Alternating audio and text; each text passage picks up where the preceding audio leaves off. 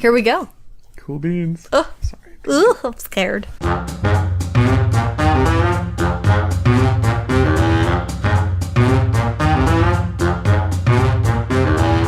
Hey, and welcome to another episode of ATA with Danny and Ray. I'm Ray, and Danny's not here. Instead, we have two very special people that I'm so excited to introduce to you guys. Why don't y'all go ahead and say who you are? Hi, I'm Jesse Puffenberger. Hi, I'm Gabby. That's my wife. So Jesse and Gabby are going to be joining the show. I'm so excited because, life is crazy and Daniel's life is crazy. So while Daniel and I love doing the anime side of things, we don't really have time to get into like cartoons and other animated goodness. So I'm super excited that Jesse and Gabby will be able to help me dive into all of the classics that we grew up with and things we didn't grow up with. Yeah. Like, I'm excited. Me too. I'm really excited. Yes. So, like, as a warm-up question for the crowd, can you guys name, like, what was one of your favorite cartoons growing up from your childhood? Jimmy Neutron. Oh my gosh. Really? I mean, I loved the classic, like, Danny Phantom, SpongeBob, Fairly Odd Parents, and Jimmy Neutron. But Jimmy Neutron was the one that, like, I was always on I was always on the TV whenever or always in front of the TV when the new episode came out. I had video games, like computer games, from Jimmy Neutron. That was my thing. I had a Jimmy Neutron birthday party when I was like... Oh my gosh, dude. Maybe when I was 10? I don't know. Maybe when I was 10. I'm probably getting that year wrong, but sometime in that part of my childhood, I had a whole birthday party dedicated to it. What about you, Gabby? I was like a full-on Teen Titans girl. Whoa. Yeah. There you go. That's cool. Oh, y'all, my public television side is showing. My favorite was Arthur. Oh, Arthur's so good. I love it. Like, they just released the ended last it episode this ever. year. I know. You guys said the exact same thing. It's really funny. Y'all, my heart is bursting. Like, that was my childhood. Dare I say, even part of my adulthood? Like, Well, it's been on forever. yeah. That was a 25 PBS years. one, right? Wasn't it? Like PBS Yep. Yeah. Kids? Yeah, that's why I said my PBS Kids side is showing, because, like, that's what we had. It's like 3 channels, and that was one of them. I So, feel that. I think my favorite PBS cartoon was actually Cyber Chase. that is excellent stuff. Really Yeah. enjoyed that. Although I can't stand math, so I'm not sure why I had such a good time. Really? I don't like math. Or rather, I wasn't very good at math. Yeah. It's because Hacker was amazing. That's why you loved it. Hacker! Love it. Yes. Oh gosh, we are detouring hardcore, but you Yes, know that we are. always happens. So who cares? At least we stayed on topic of cartoons. Daniel and I end up talking about like coffee. So We don't have much to talk who about knows? because we don't drink it, so you're safe there. that's fine. There we go. We'll stay on the animated side of the internet. All right. So let's dive on in. I'm so excited. Okay. So today we are reviewing the movie Scooby Doo Frankencreepy. Okay, first of all, what did y'all think when you heard the title of this film? I was excited. Yeah. And I'll tell you why. I read like somebody's like analysis of Scooby-Doo, because that's the kind of internet that I'm on, where they basically said the more ridiculous and cringy a Scooby-Doo title is, the better the movie is. And I completely believe that. I could almost believe that too. Yeah. It's like the more silly it is, the more you're like, this is a really good movie. So I was very excited at the title. Oh my goodness. Gabby, what were you like cringing inside, or were you curious? I was just really curious because I hadn't heard of it before. So Yeah. I was like, a new one. So like y'all had never seen this one before. Never. I had not either. This was actually, it wasn't, I have the Boomerang app, which like has a ton of like old Scooby Doo stuff, but I found this like at the library on DVD, and I was like, what is this? I've never heard of this. I'm getting it. And I did, and I was not disappointed. But yeah, it was so yeah. It was good. I'm excited. We'll have to see if you guys, why don't I just ask it now? Without spoilers or anything, just would you recommend this to somebody? 100%. Yes, I would absolutely recommend this movie to anyone. Me too, man. Me too. Yeah. Yeah, it is. I enjoyed it so much, and we'll get into why.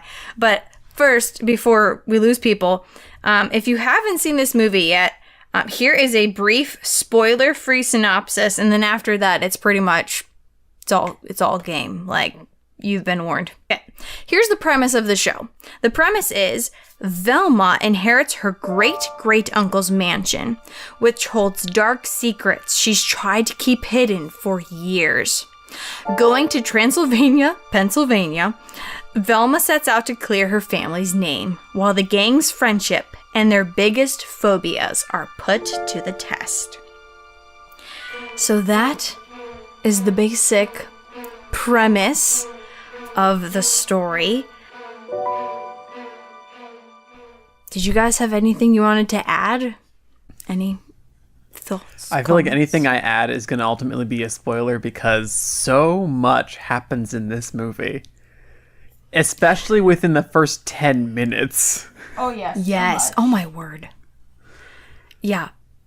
Okay, so let's just warn the people now. Spoilers are coming. So many.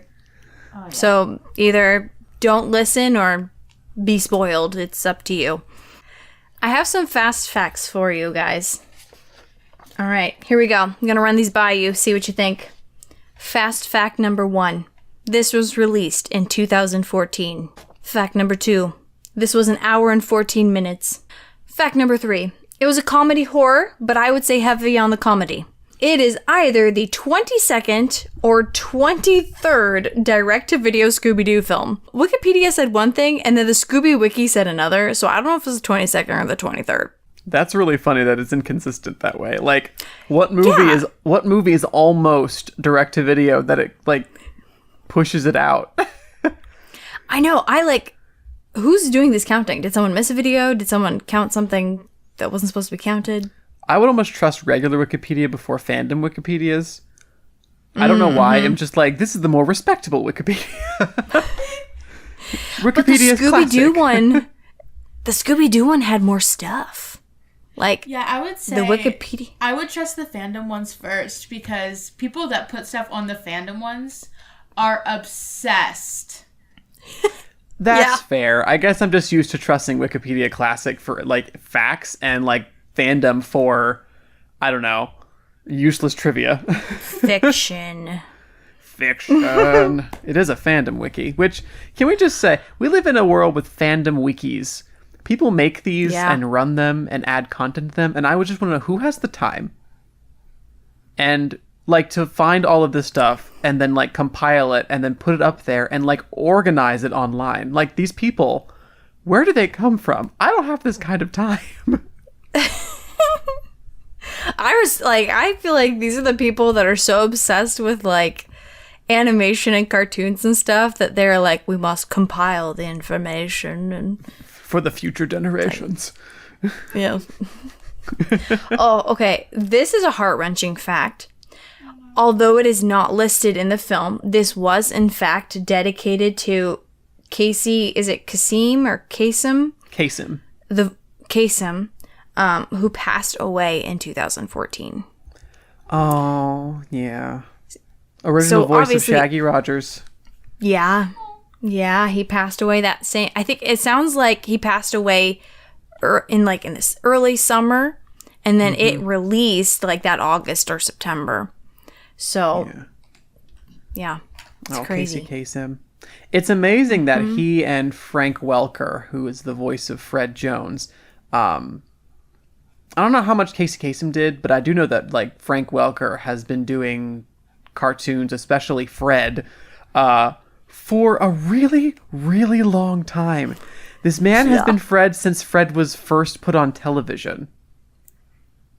He is the eternal youth that is Fred. I don't know how he sounds so young still. Like, I don't think... maybe I'm just imagining it and it's not... Frank Welker wasn't the original Freddy, but I'm fairly certain he was when I watched documentaries. He has been Freddy since the beginning.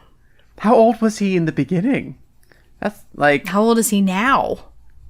Well, I mean, Scooby Doo's been on since 1969, so old. That was the year my mom was born. I think right now he's in like his late 60s. Maybe early 70s. Because I don't know how old he was when he voiced it. When he voiced it. Fred is not an it. Fred is a man. He was a wee babe. He is a wee baby. He was an infant when he, voiced Fred. Everyone knows that. Also, my sense of time is always janked, so it's like 60 years ago, when really it was not 60 years ago. My mom is only 53. Your mom's going to listen to this and be like, Jesse, come on. Come on, boy. If this is what makes her say that, then I'm not working hard enough to annoy her. All right, next fact. This is the first Scooby Doo film to have footage from past episodes. I thought that was really interesting. Yeah. You don't necessarily see that because the animation style and quality are so different that I think a lot of movies tend to just not include it or like reference it, or they like re-skin it almost. So it was really cool to see the original featured in it. Yeah. I love that about this. I love it that was part of it and like a huge part of it. Mm-hmm. Okay, last fact that I thought was interesting is I just put it in the history of Scooby Doo, and it was released right after Mystery Incorporated. Now, I don't know when that ended, but it began in 2010, and it released right before Be Cool Scooby Doo in 2015. So it's interesting. I don't know all the facts and details, but according to the Scooby Wiki page, there's like a little homages to Mystery Incorporated in there, like their license plate, I guess, is the same one in the show. Oh. And yeah. Like little stuff like that. The animation looked similar. The animation quality and colors were similar. The line work was more traditional Scooby-Doo than the stylized version we got in Mystery Incorporated, but it definitely had the same palettes and shadows and lighting that makes you think of Mystery Incorporated, which was really cool. I mean, I could go on. Yeah.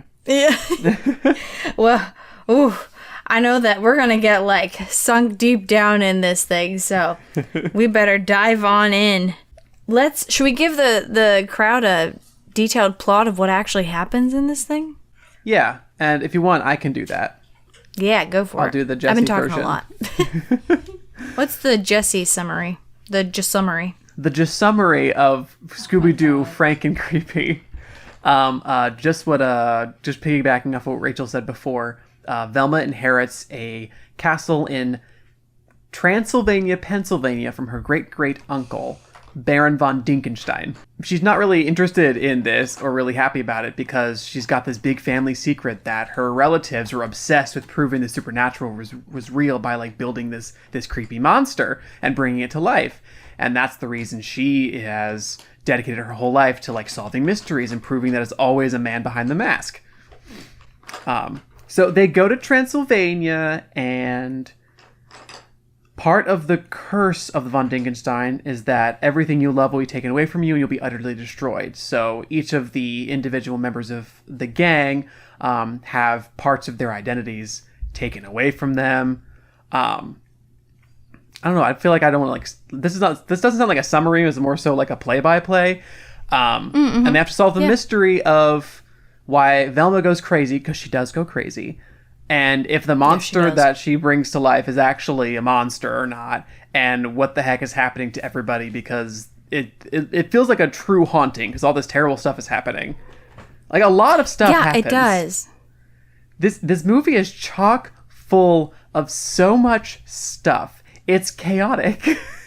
Yes, it is. When you said it was an hour and 14 minutes, I was kind of like shook, because it feels like it was both not that long and so much longer. Like, hour and 14 minutes is not... Yeah, so much happens, but it happens so quickly. So yeah, the editing style can attest to that. I just want to talk about the editing style real quick. Okay, should we just dive on into favorite parts? Because, like, that's one of my favorite parts of all time. I mean, the editing is hilarious because, especially in the beginning, they do these, like, fast cuts with these noises. Like, when they get in the mystery machine, there's, like, the sound of tires squealing, and then it suddenly cuts to the keys jangling, and then, like, the horn honking, and then, like, pulling into a parking spot in the space of, like, 4 seconds. But it's paced out really, really cool, so it gives you a sense of motion, but it's so quick. And I notice it's often with traveling or like taking in a scene. So either they're like going in the mystery machine somewhere and bam, bam, bam, bam, bam. Or, oh, Fred's taking in the array of tools in a room. Bam, bam, bam, bam, bam. And it's so interesting. And they use sound instead of music. I never thought about that. Yeah, if you notice that, like if there is any kind of background noise or music, it almost gets cut out completely in favor of the transition sounds they use, like the tools and the car engine and all this other stuff. But yeah, the editing in this, I gotta say, whoever, and I'd have to look at the production credits, but the person who headed the editing of this is a genius. Yes. Because that opening sequence where the gang is like calling in to Daphne's, it almost looks like her YouTube channel. That's not what it is, but they're like video conferencing in to say hello on her website. Mm-hmm. And and then it cuts to all these jump cuts, and the animation is so clean and smooth and detailed. Like, this thing looks so professional. I kind of feel like this movie would have looked just at home in a cinema. Like if it had been released for cinema instead of direct to DVD. Because of how good it looks. Yeah. What did y'all think of Daphne's web show? It was so silly. Share your thoughts, Gabby. It was silly. Why does that feel like so, like, the 2000s now? Everyone has a web show, and of course Daphne would have one. Yeah. She would. I also love the in that particular sequence when Velma calls in, Daphne's like, "Oh, just singing your praises." And Velma's like, "I know." Like, she's not surprised by this. Sing my praises. Oh, so I didn't catch this, but according to the Scooby Doo wiki, apparently that whole conversation happened in the restaurant. So, like, in the sequence, they have the whole web show. Then you see laptops closing and bam, they're in the diner together. I think apparently that implies that they were all at that table together the whole time doing the web show, calling in. And did they just change their backgrounds? Do you think that's a thing? Or do you think they're just speculating on the fandom side of things? No, I fully believe that's what happened. I'm just imagining they go out to the malt shop, because in Scooby Doo, the malt shop never dies. They go out to the malt shop, and they set up all their laptops, and instead of hanging out, they hang out, but also hang out online. And that is such a 21st century notion.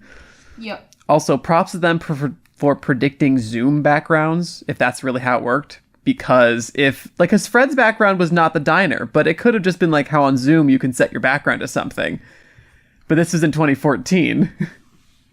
Was that even a thing in 2014? I don't know if Zoom was around, but it definitely wasn't as iconic and prevalent as it was during the height of COVID. It was around because I was using, not Zoom, but I was using Skype. Is that the same? That's not really the same Skype thing. to me is like an ancient piece of software.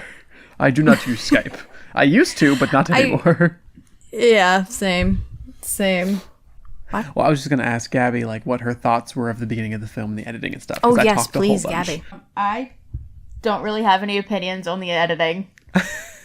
Just because we're valid. the editing nerds, Rachel. Yes. I love it. I just love it so much. Like, that's goals for editing. Comedic timed editing of glory. So good. Wonderful. Okay, also, like, when I first watched it, I just love the fact that they were talking about a bunch of their old mysteries. Yeah. I had no idea that it would all tie together in the end. I was just like, oh, this is interesting. But literally, they did not waste one sentence, one clip. Like, it was all purposeful. That's the thing about this movie. Everything was super intentional. There really wasn't anything throwaway. Because when we watched it a second time last night to prepare for today, and I was noticing so much more that was being set up. Yes. Yeah. I feel like if you're an English teacher, I don't know what I just said there. This movie would be like perfect for an example of Chekhov's gun. Chekhov's gun. Yes, Chekhov's gun. Because like everything in the beginning, you see it happening in the end. Yeah. And so it's like the perfect example. For our listeners, what is Chekhov's gun in a simple term? And for Rachel, too. Okay. So in literature and theater, Chekhov's gun is the idea that you're not going to put anything in the scene or in like the wording that you're not going to loop back around to. So like if in chapter 1 of a book you have like the character gets a sword and then it disappears, it's going to reappear somehow, either as the character's weapon or as something that will kill the character at the end. The concept that, as far as I know, stems from Anton Chekhov, who was a Russian playwright. Yep. And he was famous for like putting, if a gun was hanging off the mantle on one of his sets, that gun would eventually be taken down at some point and used. It wasn't just going to hang up there for decoration. Everything he put on stage was used. So Chekhov's gun as a literary term, as a story term, means that everything that was set up in the beginning of Frankencreepy were Chekhov guns that were then fired or used at the end of the film to tie everything together. Yes. Nothing was wasted, like you said. Yeah. I think I've seen that in action in stories and film, but I never had a term for it. So that's cool. Yeah, well, she's That's an awesome. English major, and I was a theater minor, so Chekhov's gun comes up a lot in our studies. That's cool. Welcome to the show, ATA, where you will learn so many things. We will teach you That's whether you awesome. like it or not. They're like, all right, I'm going to get off the podcast now. Goodbye. I'm not here to learn. Goodbye. That's so cool. Did you guys have any other thoughts about like the intro and stuff? Or are you ready to move when they meet the lawyer? The only other thing that I want to highlight on is not only is the intro sequence that sets up the story really good, the opening credits look really, really good. They look like, so you know how like some of the more recent Disney movies, like from the 2010s and such, the end credit sequence is usually this really artsy, like Encanto's got it, Ratatouille had it, I'm pretty sure Rapunzel had it. There's just like this artsy, cute sequence where there's like little animations and drawings and stuff that go with the main credits of it before going into the rolling credits. The opening credits for Scooby Doo made me think of that, because it's like Disney movie featured film quality. It was so good, and I didn't really pay much attention to it the first time around because I didn't know how it ended, but the fact that the whole opening sequence shows you how the villains get together and how they networked with each other. You don't know that when you're watching it, but you're basically getting the mystery. The answer to the mystery is in front of you in the opening sequence, and you don't even know it. I love It's it. And I love it that they wild. used audio from the old episodes. Like either they redubbed it or they just literally pulled it from the old episodes. Like I'm pretty sure it's stuff they said from the episodes they referenced too. I think they pulled. I don't have any basis for this, but I'm fairly certain that they could have pulled those from any of the direct-to-video movies that have come out in the last 20 years. Gosh, 20 years. Right? Yeah. Ugh. But any of those, as well as any of the TV, although I'm not sure how the rights go between the direct-to-video releases and like Cartoon Network. Not sure how they handle that. But yeah, there's so much they can pull from because there's so much content. It's based on those 4 episodes. I would not be surprised if they're like, let's steal some lines from there. The only reason I would not think that's why it is because you can hear Mindy Cohn, the voice of Velma, and Grey Delisle, the voice of Daphne, in those lines, and those aren't the original voices of Daphne and Velma. Or else that would have been super cool. I knew that. That would have been awesome. But that's something they could easily just record there, and move on. They could have taken from the dialogue. Mm-hmm. They could have just had Mindy and Grey and the rest of them just say lines that were in the original scripts from those 4 episodes. Mm-hmm. I wasn't paying enough attention, no or not, but they can do whatever they want. True. Okay, transition. Lawyer? ?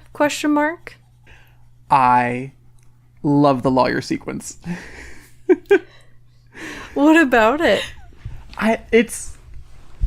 Well, first of all, I did not recognize him, and I don't think you're supposed to really recognize him, but I didn't either. They stayed pretty true to how he was originally designed in the Phantom Shadow.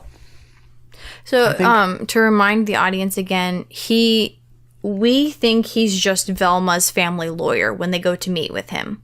He hacks into their web show and's like, we have an emergency, and so we later find out that he's one of the brothers, right? From the they were the partners. Creep? So it was Creeps and Crawley were the 2 lawyers who were dressed up as the Green Ghosts in the in What a Night for a Fright.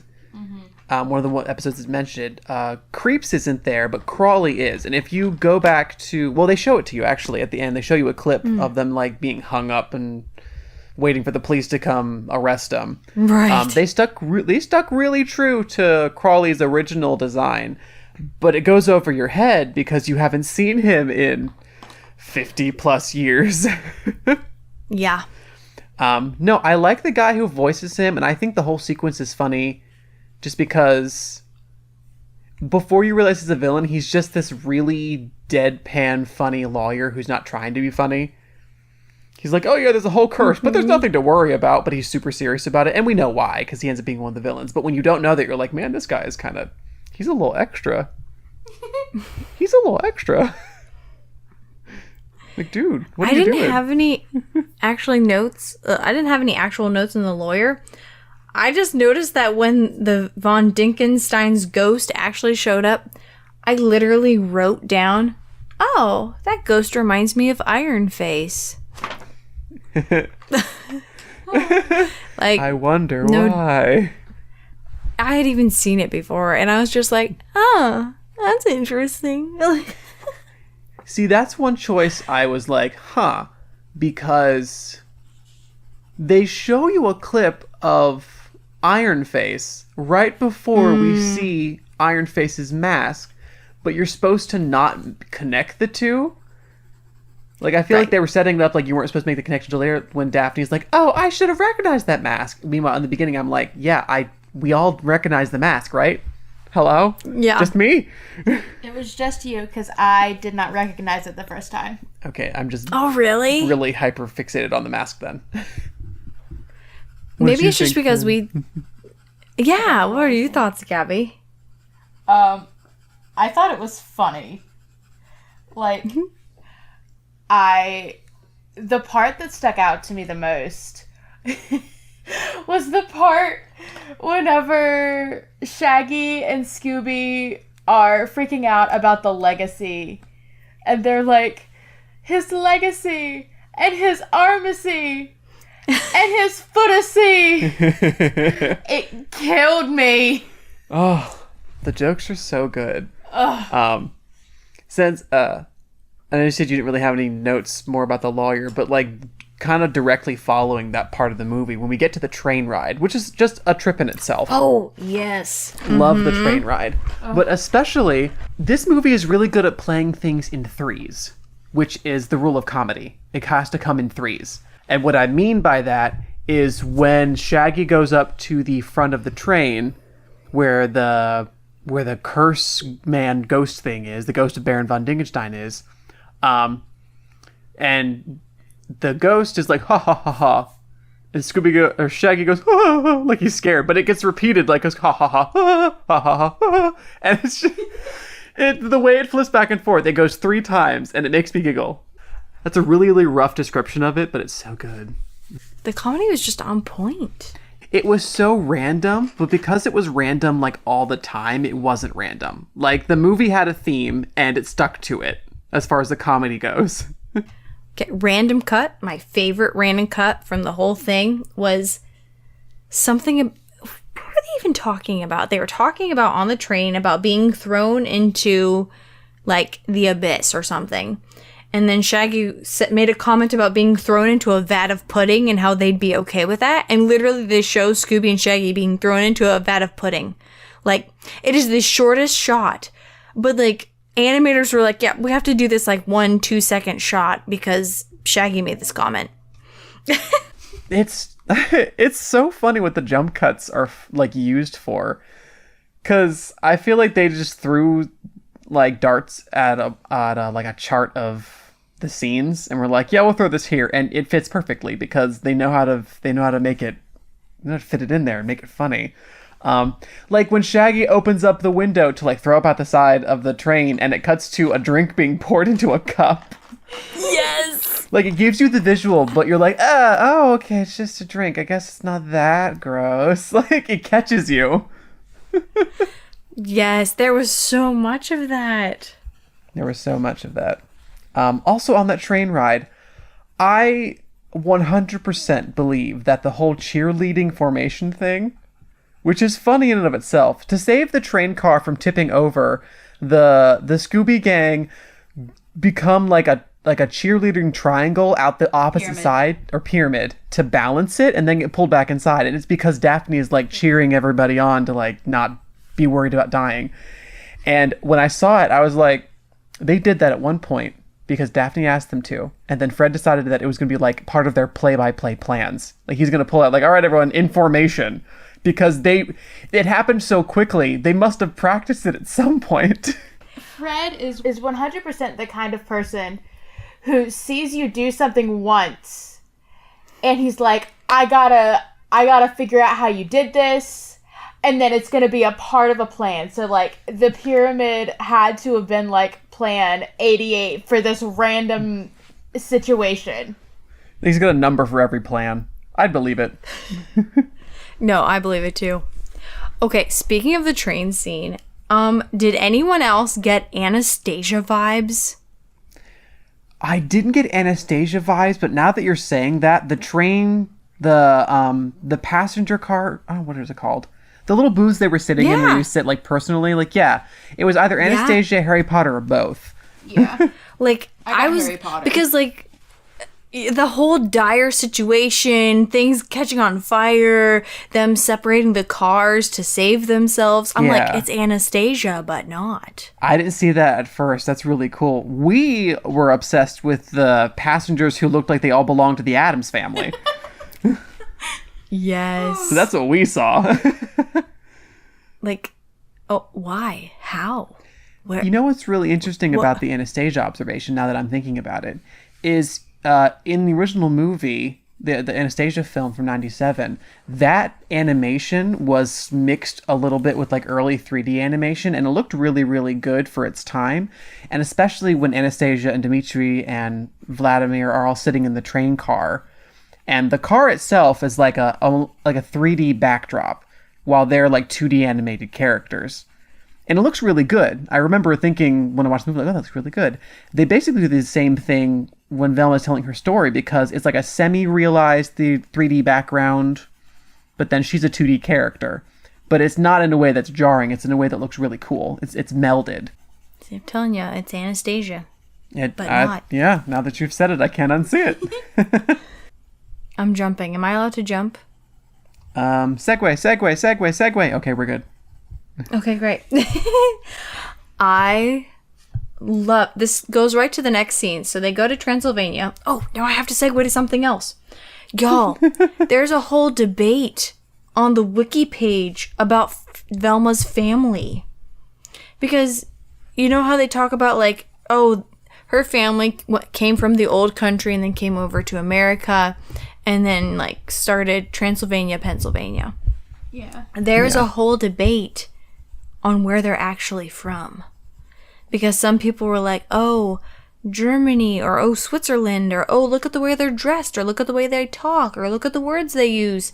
Like, I'm not even going to get into it, but there's literal paragraphs. I mean, I just assumed, it's a cartoon, right? A lot of the times when we have cartoons that have themes like this and like styles like this, they're just trying to be vaguely mid to Eastern European without really caring about what they're doing. It's heavily German, usually, just because of like Lederhosen and the accents and stuff, but they also use stuff from like Switzerland, like you said, and like even further east into the country, like Ukraine and Romania and stuff. Like, it's just an amalgamum.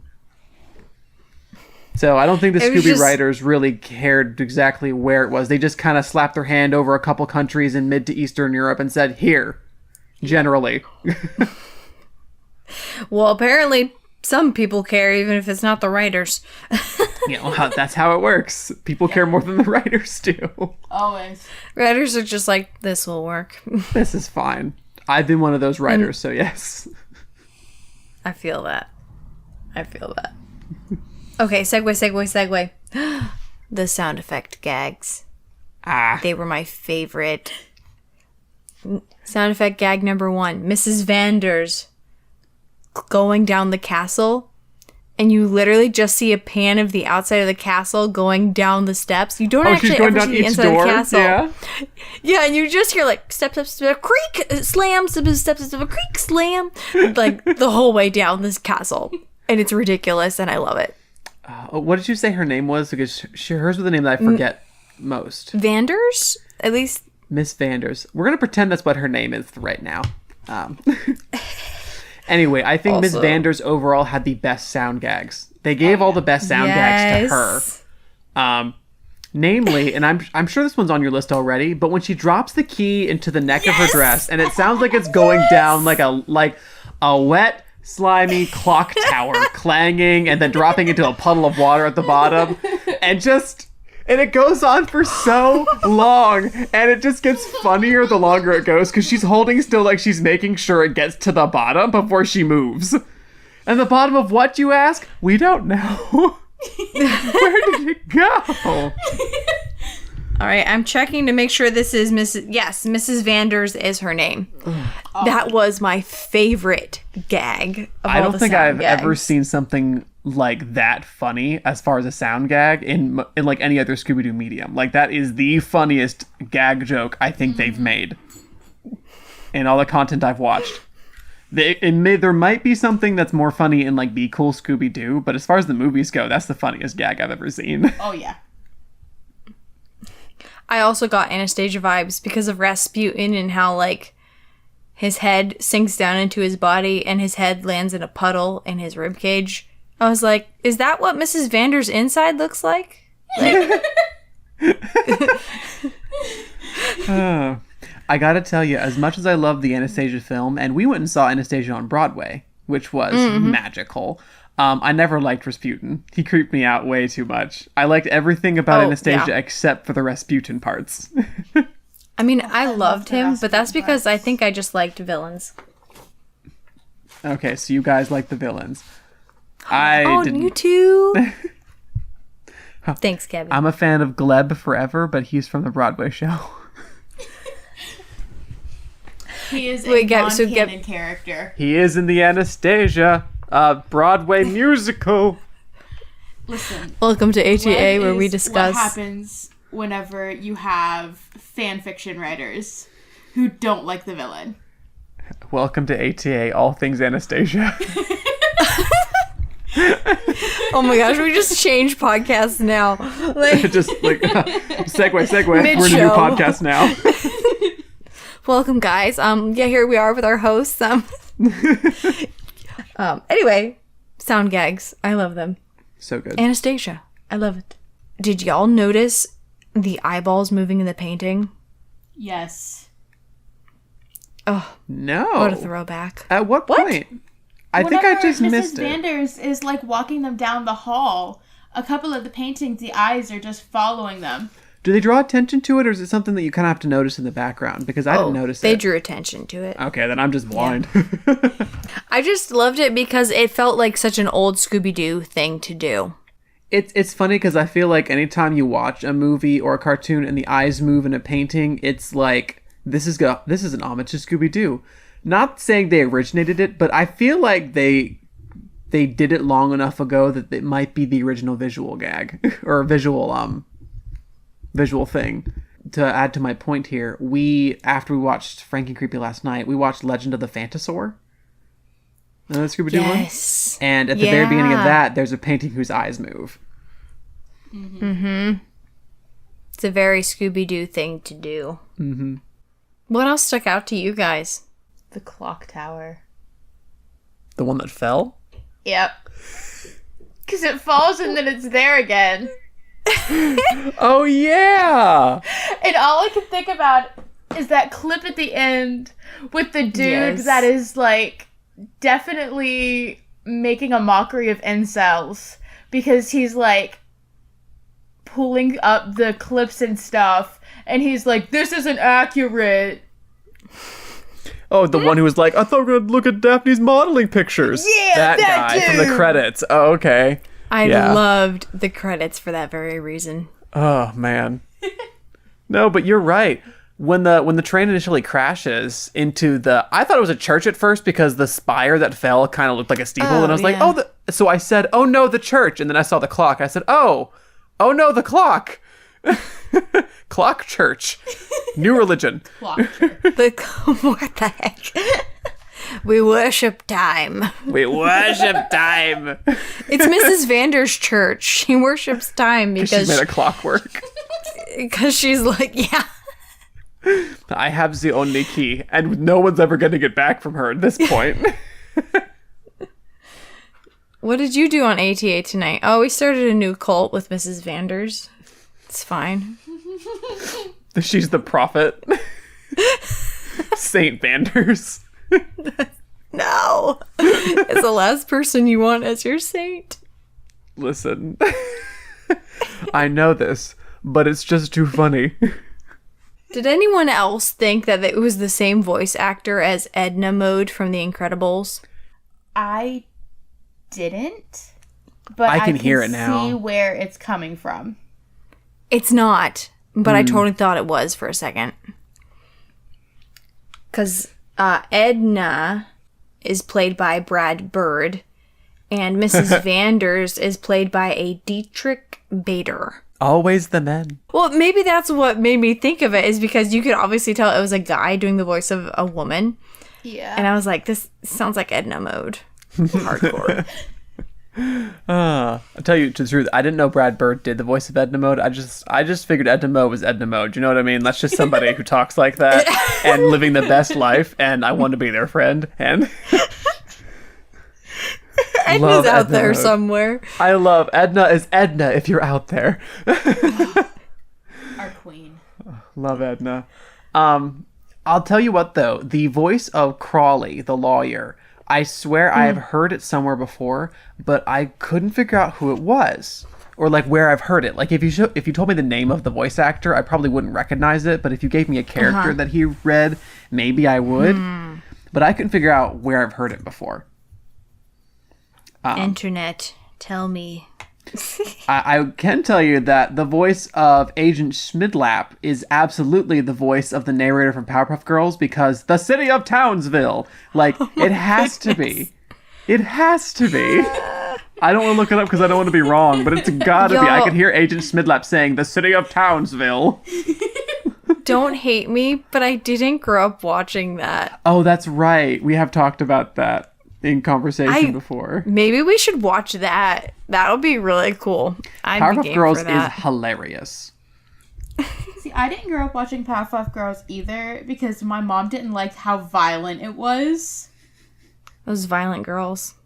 Yeah, my mom was really weird about some of that stuff. We weren't allowed to watch SpongeBob either, but Dad liked it, so we did. Yeah, that's the mom didn't like SpongeBob, but we watched it anyway. Oh man, I don't know how we got away with watching SpongeBob.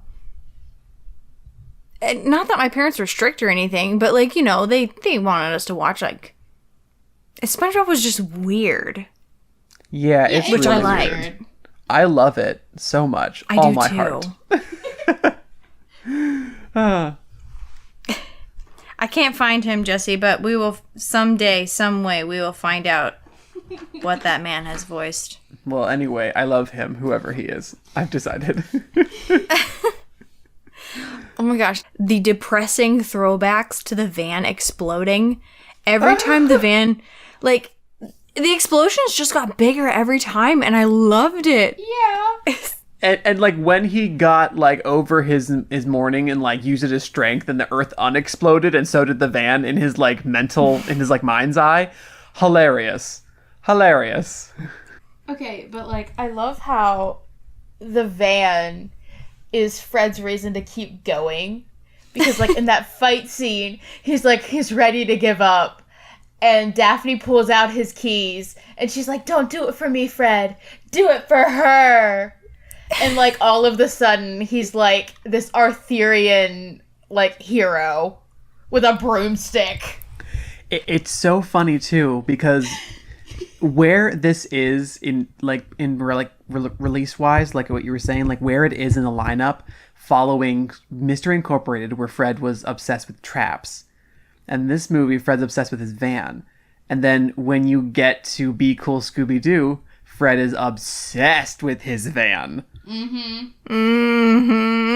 I'm like, this is where it starts. The obsessive Freddy starts with Mystery Incorporated, and then they just give him a new obsession as they go. I loved it. Oh, can we talk about how they literally played on, like, what am I even saying? They flipped the gang upside down on its head with their phobias and fears. Like, that's what makes this so interesting as a film overall. Like, yeah, it's funny, and it's definitely funny, and it's chaotic, but exactly what you're saying. They really did. They flipped it. They did something really interesting with the main characters. And they don't necessarily have to do that when they do these movies, because it's pretty, I would say at this point, it's pretty easy to write a Scooby-Doo movie. Because it's easy enough to follow what the characters do and stick to their personalities. But this movie was like, no, actually, we're going to do something completely different. We're going to make Daphne self-conscious, Velma crazy, Fred depressed, and Shaggy and Scooby brave. And also full. Yep. And it works. It does. Which one shocked you the most? I was more so trying to figure out what happened with, like, Shaggy and Scooby. Because, like, I could tell right off the bat that Daphne was in a fat suit. But, like, with the two, I was like, they're suddenly full? They're never full. That's weird. And they're brave. Yeah, like Velma just randomly offhandedly mentions that she's going to take their brains out and give it to her monster.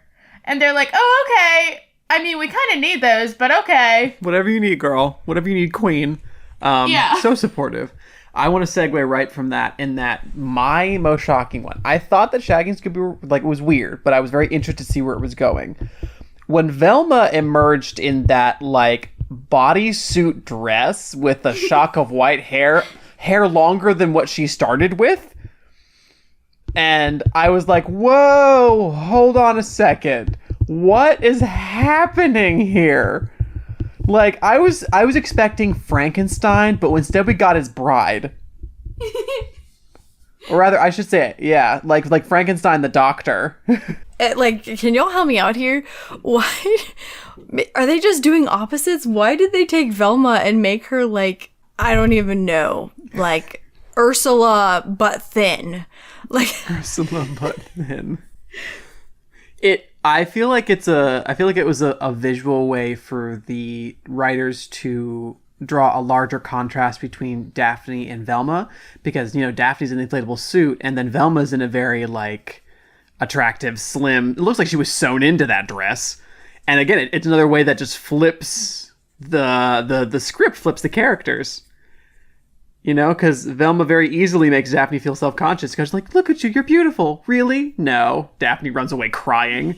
Like, that's not normal for any of them. Nope. I think anyone could look at that dress and be like, wow, Velma looks gorgeous for once. But then also, like, any girl knows that if you're going to be in a dress like that, you're not moving.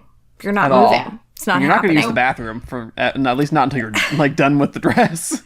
Yeah, and like I love the fact that they commented on that because like Velma ran to get the monster and she's like, how did I do this in this dress? The hypnosis did more than just make her crazy. It made her agile. It's crazy. So with Daphne specifically, because of course Fred, hilarious, poor, depressed man with his PTSD from his van, his lost love. Scooby and Shaggy chasing the monster down those hallways and just, Velma's crazy. But Daphne was super interesting because hers was probably the most obvious. It's like, oh yeah, she's not an oct. They're just putting her in a inflatable suit, and the shellfish part I didn't catch. Like I know she said she was allergic to it, but when they said that that's what she got to make her look kind of puffy, I was like, oh, that's kind of a clever thing because you don't really think twice about it. But I loved it because her initial thing is like, oh my gosh, I'm ugly and I'm fat and I'm no longer attractive. I'm not the pretty one, and that seems kind of shallow because it is shallow a little bit. But she goes through like a secondary transformation before she gets out of the fat suit because when she goes through the mirror into the subterranean caves and she like, has an altercation with the ghost, at one point she's like, she gets mad enough that she jumps back at the ghost like, come on, take me. I'm going to take you. I'm going to take you out in this giant suit. How did she not feel that though? Like, that's my question. I imagine we just have to accept that is my guess. But I mean, I think you're supposed to accept it. The only thing I could think to explain it is that the dress she was in actually was form-fitted to her and the inflatable parts were just around it. Oh. Like the sleeves were still like the sleeves were still like tight on her arms, for example, but then they were inside of like basically like a balloon that puffed up, made it look like she was a lot bigger. Interesting. That's what I thought happened because I thought the same thing. I'm like, how did the air not escape? So especially where the dress meets her wrist, it must be super tight to keep the air in. Not that the writers care about that, but that's what I thought. Speaking of Shaggy and Scooby's transformation, when they revealed that it was acupuncture in their pants that made them brave, I died because they're running around with needles in their butts.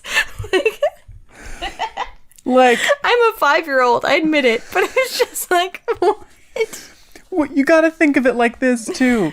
The inflatable suit was believable. Velma being hypnotized was believable, I guess. Fred's car just exploded, but Shaggy and Scooby had acupuncture? That's the explanation? In their pants. In their pants. Like, I feel like they were like, how do we make them brave and full? Acupuncture is the only thing I can think of, Carl. Like, okay. And in one place only. And in one place only. I just love that they do a diagram, in the visual. They're like, here's a picture. Here's clearly their cheek. Here's the needles. Here's the pants. They want to make sure you really understand the concept. Want to get that understanding through. Am I a child? Yes. But do I still laugh at that very hard? Yes. Oh, it's so funny. Oh, man. Did anyone else think that Iago might be in on the bad guy scheming? I thought he was an inside man because of he's the Igor. He's the hunchback, who works with the Dr. Frankenstein wannabe that is in these kinds of movies. So of course I thought he was in on it. Let me tell you, I was shocked. Normally, a tiny Department of Defense man emerging from a costume like this would be like, oh, come on. Except in the very beginning of the film, they talk about exosuits and that they show a tiny Department of Defense agent in an exosuit that was stolen. And so I'm Literally like, oh. Nothing is wasted. Nothing's wasted. Like, they foreshadowed little tiny Schmidlap, whom I love with all my heart. I've said that about at least 10 people during this podcast, and it's all true. I just have a lot of love in my heart, okay? Gabby, who did you love in this film? I think I absolutely loved Fred in this film because it's so funny because he's like trying to figure out how to get around life without his van, and like every now and then he's like, I got something in my trunk. Oh wait, no I don't. And then, you know, it cuts to the van explosion, but then he thinks that he can build himself another van and instead he ends up with like a souped up carriage with a horse that somehow managed to get into the mines. And you're like, I mean, okay. The logic leaps they had to make. Like Fred determining that where Daphne was by like, it sounds like it's coming, like triangulate between these walls. There's moisture. There must be a subterranean cave. Like, I mean, yeah, he wasn't wrong about those, but the fact that they had to like, is Fred always this smart, or is this just a plot device? It's a plot device, obviously, but it's funny because it's not like he made up anything to figure that out. He just happened to be like, I know a lot about, like, sound triangulation and subterranean caves and moisture, all of a sudden. Okay. And this stuff like that happens throughout the whole film, and, like, it just keeps, like, piling on top of each other, how ridiculous yet, like, not incorrect this stuff is. Except the mountains. Yeah, there are no mountains like that in Pennsylvania. Yeah, absolutely none. That's valid. Yeah. Like there's some mountains in Pennsylvania. They're kind of rounded off though, because you know the Appalachians peter out up there. But there are no giant, craggy, Alps-looking mountains with castles on top of them in Pennsylvania. That was like when I was in college. My senior roommate was from Colorado, and she showed me a textbook that she had one time, and she's like, "These are your mountains. No, these are my mountains. And these are your mountains." Yeah, we may not have mountains, but it's easier to live on our mountains than it is in the Colorado mountains or the Rocky Mountains. Like, we can actually live on ours. It's really difficult to live in the Rockies. Yeah, true So, that. We have livable mountains. Livable mountains. We're more environmentally friendly. I have a question. Who is the clientele of this torch-making village in the mountains of Transylvania, Pennsylvania? Who's buying these torches? Question. The Amish. LARPers? LARPers. Like People who go to Ren fairs or set up Ren fairs. I'm like, the Amish, LARPers, and Ren Fair people. Is that it? Is this the clientele? Times? That's about all I can think of. Filmmakers? Okay, we figured it out. Great. Yeah. I'm like, how are they feeding a whole village off of torches?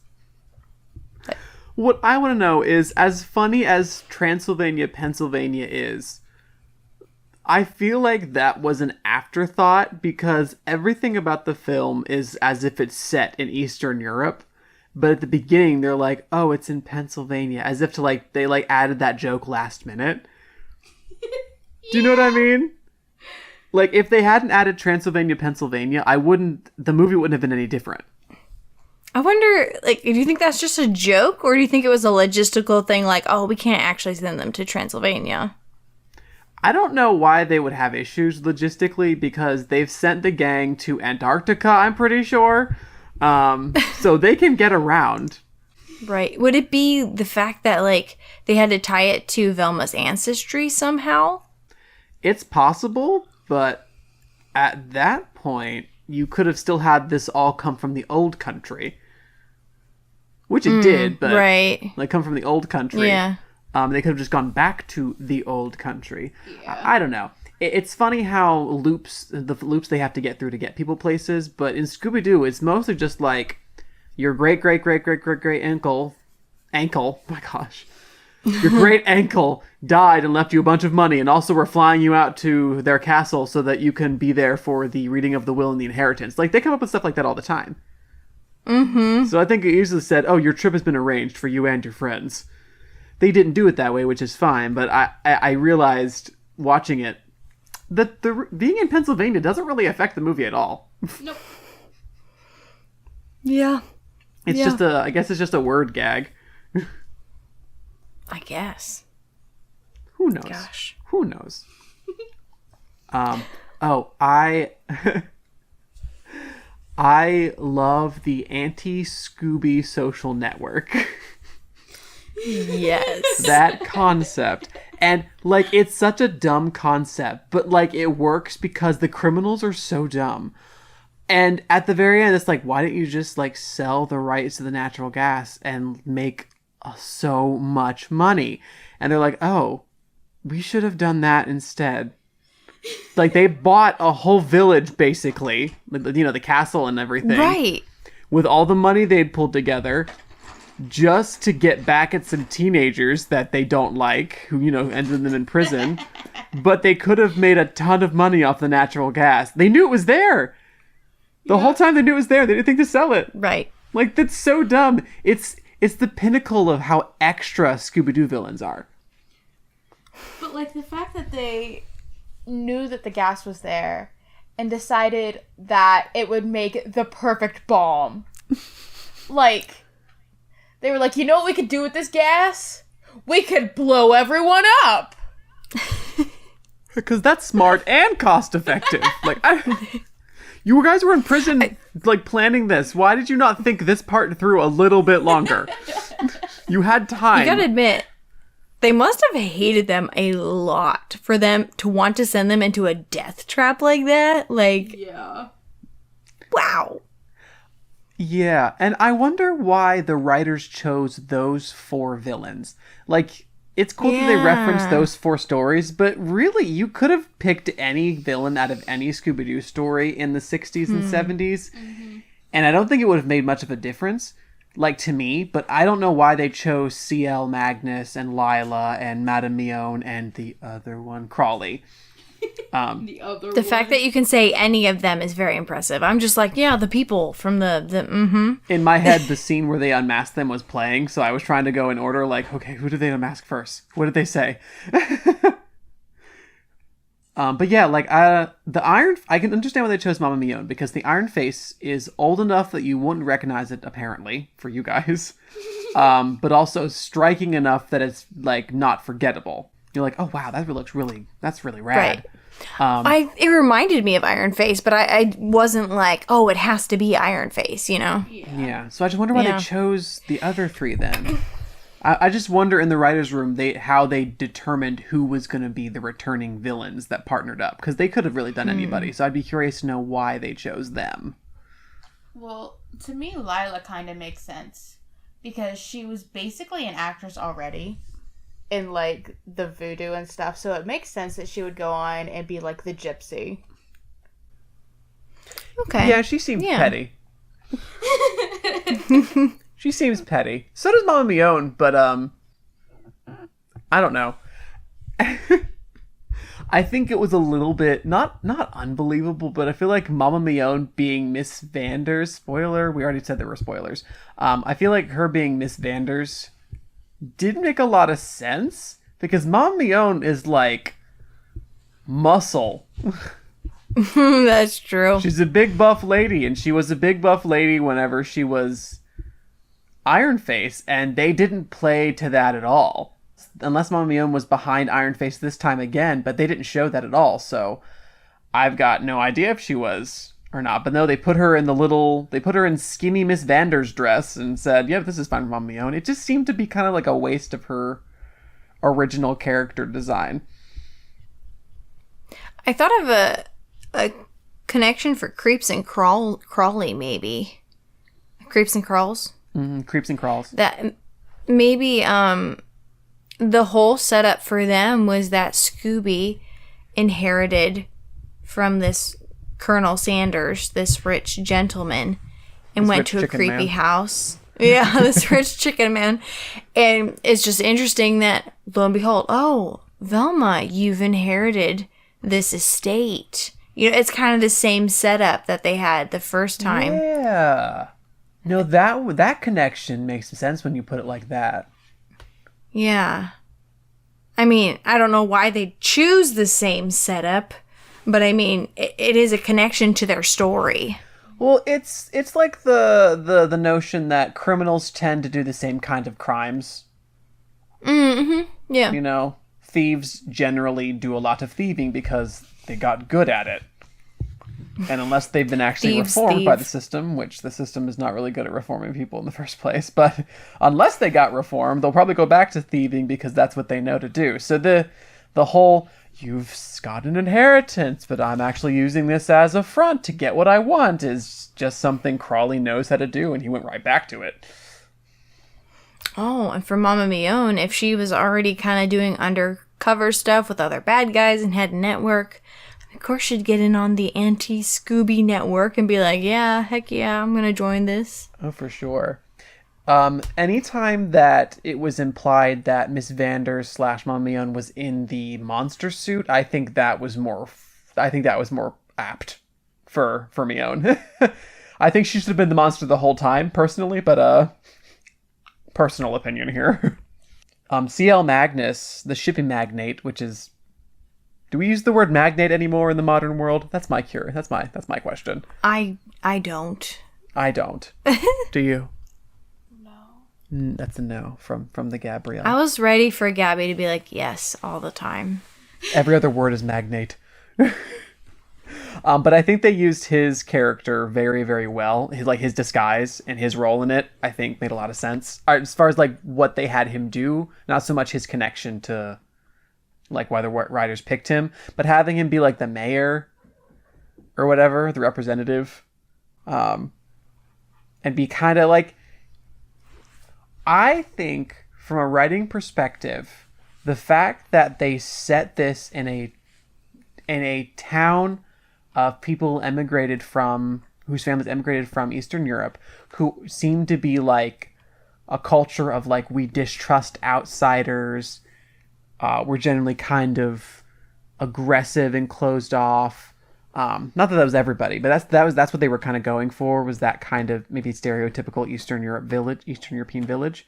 Worked really well because the mayor and Miss Vanders and the gypsy lady and the captain of the guard or whatever, they all seemed super suspicious, but that's just because the whole town was super suspicious of the Scooby Gang.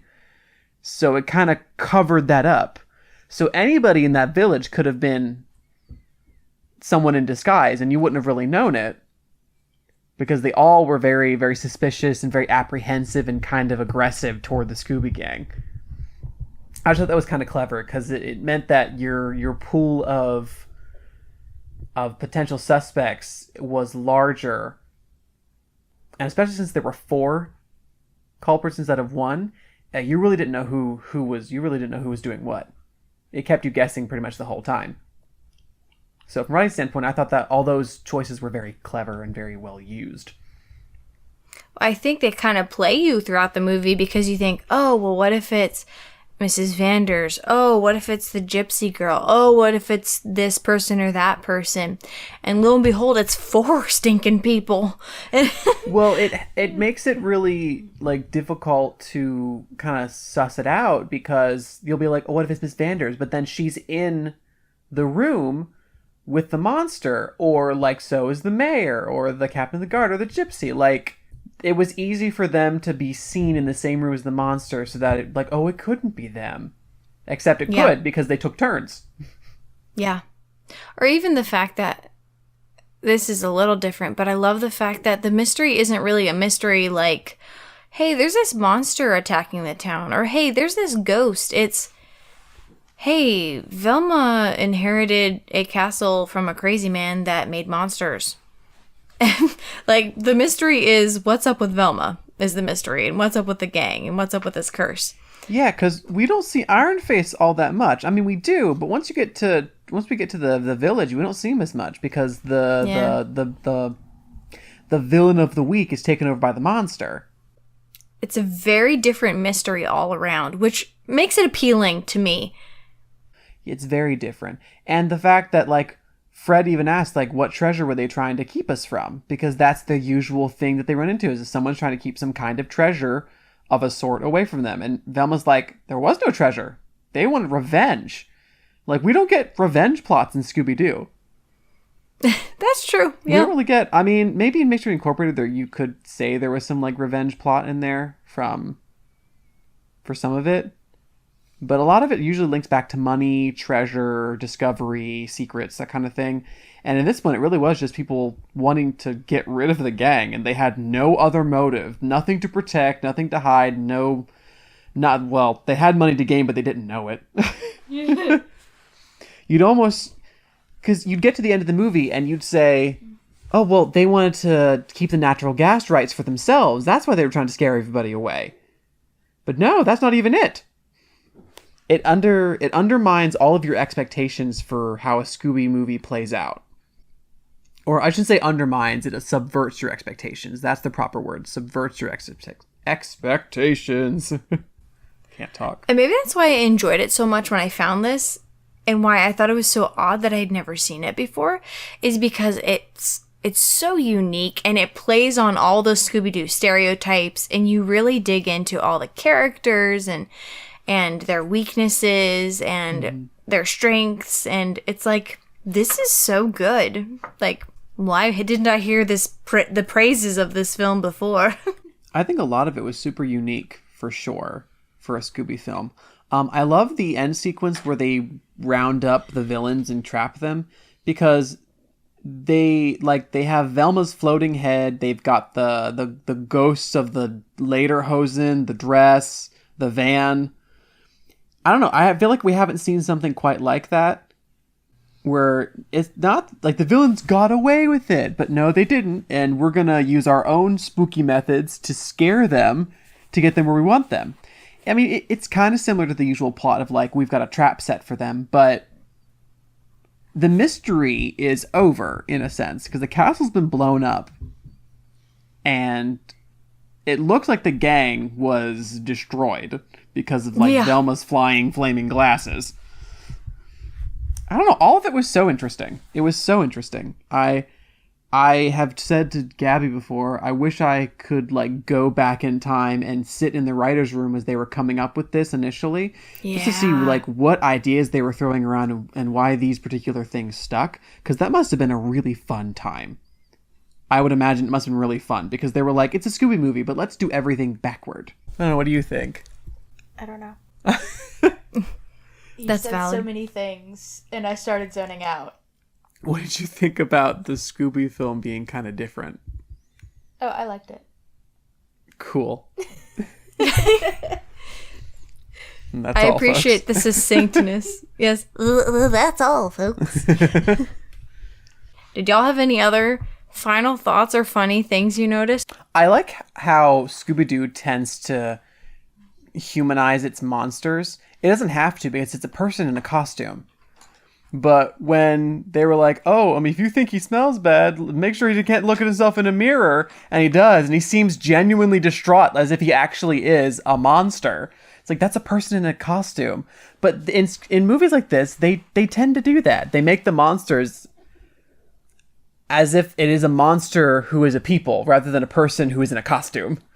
Until we get to the part where it becomes a person in a costume. It's like two different things exist at the same time. A monster, and then at the end of the movie or the story, oh, it's actually a person. And the costume looks really fake once you take it off. Yeah. Yeah, seriously. I love that when Scooby and Shaggy are hooked up to get their brains cut out to put in the monster, that the person in the suit is starting to freak out because they realize, oh, my head has to get cut open to get a brain put in. Yeah. And they rip off Shaggy and Scooby's acupuncture pants and make them scared again. I didn't even think about that. Yeah. I did not think about that because Velma's craziness was a part of their plan, but they didn't make her choices for her. So the fact that she got the monster strapped down, whoever was in the suit must have been like, oh no, oh crap. And you can see it. Like, they were figuring, like, this was not part of the plan. This was not what I was expecting to happen. Get rid of the acupuncture. Get rid of it. Oh, she's crazy. What did we do? Like, oh, no, this may be a little bit too far. But I didn't even notice the idea. Like, it didn't occur to me that the acupuncture lederhosen came off because of that. But now that you've said that, like, oh, yeah, they were like, be scared again. We have to get out of here. And then they eat the leather straps. What? They've eaten worse. Sure. Worse. Yep. I'm trying to think of anything else that really stood out to me. I really liked the film overall. I would watch it again. We watched it with my sister the first time around, and she dying. She thought it was so funny, and she was making all the same, like, confused, like, why are they doing this faces? But we were enjoying the fact that we were confused. I spent most of this film, like, trying to figure out why, just why, and being like, I don't know why, but I'm having a fantastic time. Did we already say that we would recommend this? Oh, yeah, we already did at the beginning. We're like, yes, we would recommend this to anybody. Oh, so we can do that that scale that we had talked about at one point. Oh, yeah. Do you want to use the same one? Well, I think we should. I like the idea of the scale, so I think we should use it now, and then we can use it for the next bit of stuff we do for Scooby Doo. What was it? It was like, just like enjoyment, 1 out of 5 Scooby snacks, right? Mm-hmm. And then we did like the level of spookiness. Yes, 1 out of 5 Spookies. Spookies. Wasn't it like cobwebs or something? Oh, it was cobwebs. 1 out of 5 cobwebs. That's right. So, I'll ask you, Rachel, on a scale of 1 to 5 Scooby snacks, how much did you enjoy the film? This is a 5 Scooby snacks for me. I love this one. What about you, Gabrielle? It was 6 Scooby snacks. I was gonna say that too. Whoa. 6 Scooby snacks. Are there actually cobwebs for you guys for this one? That's my question. Let me think about it. I will give it 1 cobweb because the art is so good. I have this notion where, like, the spookiness doesn't mean necessarily that I'm scared, but, like, the setting itself looks really spooky and it doesn't look corny.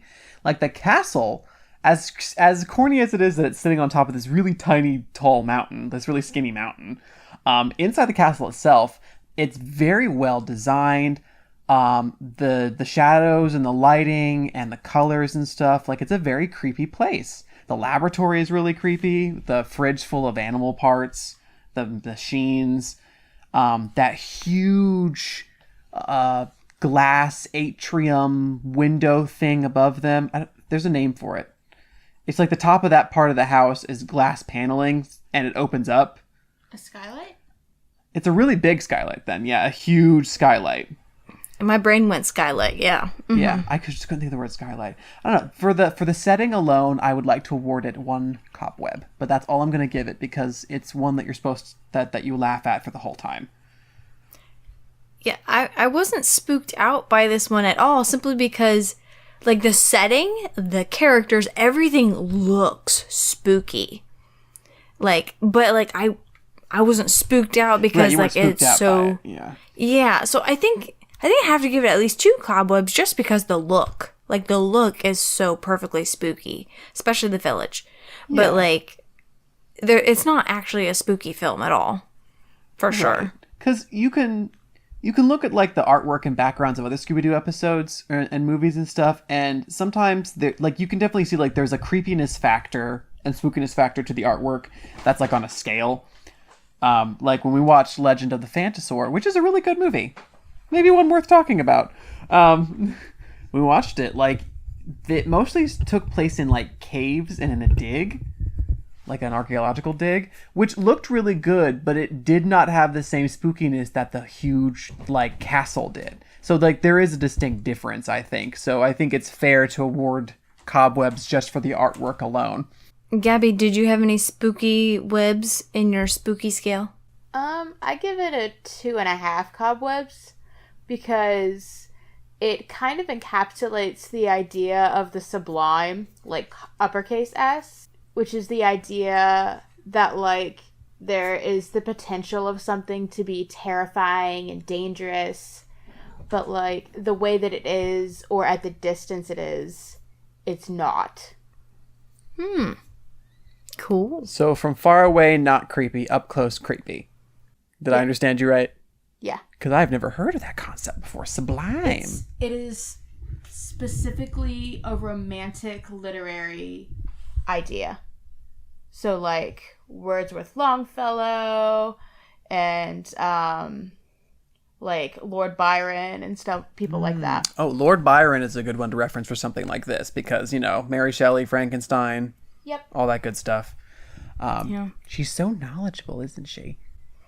I mean, let's be honest. If anyone got up close to Mrs. Vanders, the spookiness scale would go right up, like, way Oh, up. it's so funny you mentioned Byron because Mary Shelley features in one of those jump cuts where it's like, it inspired Mary Shelley, and she writes and slams the book down on a desk, and so she's even in the movie. Very briefly, Yeah. we're talking seconds. If seconds, maybe If like seconds. two. On second. A singular second. That's all that I really wanted to talk about on my end. Did you all have anything else you wanted to note about the film? I don't have any more notes. I think I'm good. Well, I guess we better wrap this up. Do y'all have anything you want to say to the peoples before we say goodbye? Catch us next time because we're gonna keep doing Scooby Doo. I want to keep doing Scooby Doo. This is just ATA, all things animated, is just all Scooby Doo. All things. Well, we'll do other stuff, but I think there is a treasure trove of Scooby Doo content that we could like alternate Scooby something else if we wanted to, because there's just so much Scooby out there. It's not like we're gonna exhaust it anytime soon, and it's all worth talking about. Good, bad, funny, like it's all good content to talk about. Gabby, any words of wisdom or anything for the peoples? Eat a cookie and drink a very large glass of milk. If you can have milk. It makes everyone happy. And if you can't have milk, have a Gatorade. Get your electrolytes up. You need to take care of yourself more. Aw, I feel like we just entered like family session time. All right, peoples. Thank you for listening to ATA with Not Danny and Ray and Jesse and Gabby. And catch us next time when we may or may not discuss the very episodes that were referenced in this show. You know where to find us. ATA with Danny and Ray on the Instagrams, the Facebooks, and the emails. So that's all. Goodbye. Bye. Bye.